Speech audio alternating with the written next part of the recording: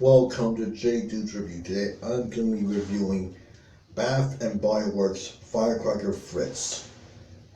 Here we go. Let me get it left first.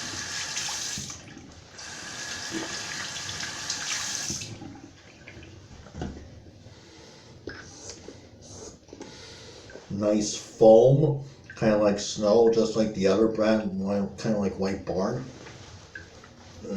And nice ladder too. And a very lovely smell. It's cherry. I tried this before. It's cherry. I'm probably one of the few people that actually likes cherry, like cherry juice and cherry soda. You remember my other review of the cherry soda, yeah.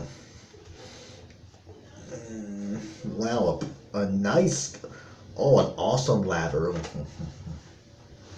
Let me wash them.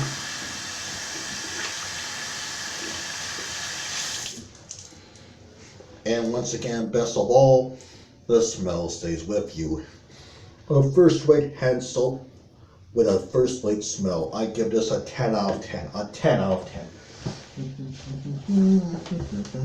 Oh, wait.